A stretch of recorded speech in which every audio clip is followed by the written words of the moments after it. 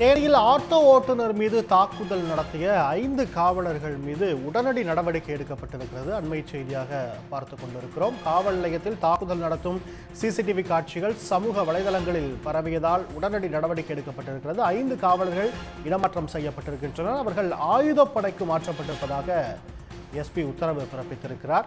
தேனி தேவதானப்பட்டியில் காவல் நிலையத்தில் ஆட்டோ ஓட்டுநர் தாக்கப்பட்ட சம்பவத்தில் 5 காவலர்கள் இடமாற்றம் செய்யப்பட்டிருக்கின்றனர். மேலதிக விவரங்களுக்கு செய்தியாளர் சதீஷ்குமார் இணைகிறார். சதீஷ்குமார், விவரங்கள்.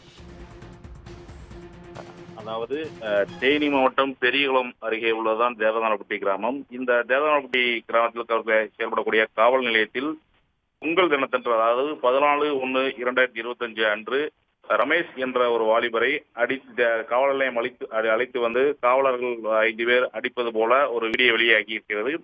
இந்த வீடியோ எவ்வாறு வெளியாகியது என்றால், அந்த பகுதியைச் சேர்ந்த வழக்கறிஞர் ஒருவர் ஆதாரங்கள் கேட்பதற்காக தகவல் அறியும் உரிமை சட்டத்தின் கீழ் அந்த காவல் நிலையத்தில் உள்ள சிசிடிவி காட்சிகளை கேட்டுள்ளார். அந்த சிசிடிவி காட்சியில் தான் அந்த காவலர்கள் அந்த ரமேஷ் என்ற ஆட்டோ ஓட்டுநரை அடிப்பது போன்றும் மிதிப்பது போன்ற காட்சிகள் வெளியாகி இருந்தது.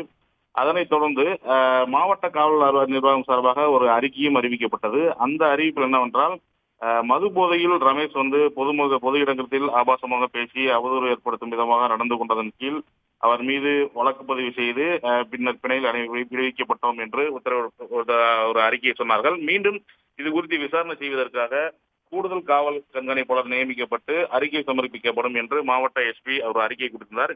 இந்த நிலையில் இப்போது அதிரடியாக ஒரு அறிவிப்பை மாவட்ட காவல் கண்காணிப்பாளர் அறிவித்துள்ளார். அது என்னவென்றால், அந்த சமயம் தேவதானப்பட்டி காவல் ஆய்வாளர் அப்துல்யா மற்றும் காவலர்களான மாரிசாமி, பாண்டி மற்றும் வாலி ஆகிய 5 பேரை தேனி மாவட்ட ஆயுதப்படைக்கு மாற்றம் செய்து தற்போது காவல் கண்காணிப்பாளர் சிவபிரசாத் உத்தரவிட்டுள்ளார்.